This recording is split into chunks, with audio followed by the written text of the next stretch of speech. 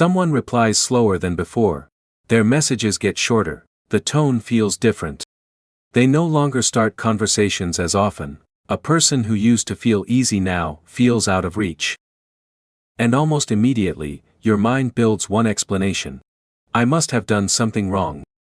That explanation is painful, but it is also strangely attractive because it gives you a target.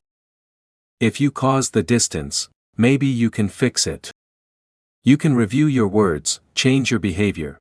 Send the perfect message or prove that you still matter. But human distance is not always a direct review of you.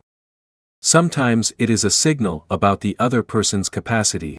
People become distant when they are overwhelmed. When work expands, when family problems take attention.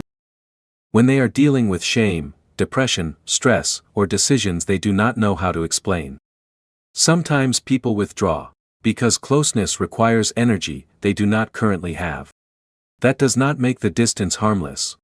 It still affects you, but it changes the meaning.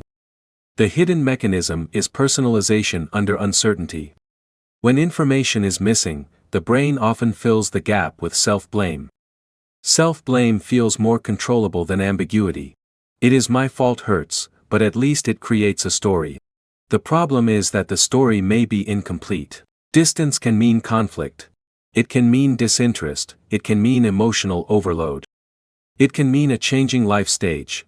It can mean the person does not communicate well. It can mean they are avoiding something inside themselves. The common mistake is treating one signal as a full sentence. A late reply is a signal. It is not a full explanation. A shorter message is a signal. It is not a verdict. Less warmth is a signal. It deserves attention, but it does not automatically define your worth. The better reframe is to observe patterns without turning them into immediate self-judgment. Instead of they are distant because I am not enough, try the pattern has changed. I need more information before I decide what it means. This creates space. It keeps you from chasing too quickly, accusing too quickly, or shrinking yourself. A grounded response has 3 parts. First, check reality. Has the person actually changed?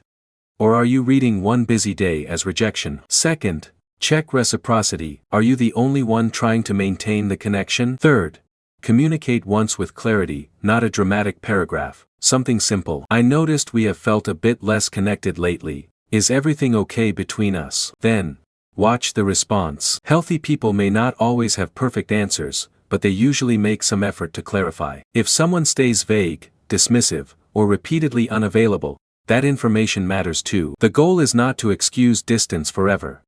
The goal is to avoid making your value dependent on decoding silence. You can care without collapsing. You can ask without chasing, or you can notice distance without immediately blaming yourself. Sometimes someone becomes distant because something changed in them, not because something is wrong with you. And sometimes the healthiest thing is not to solve the distance, but to see it clearly.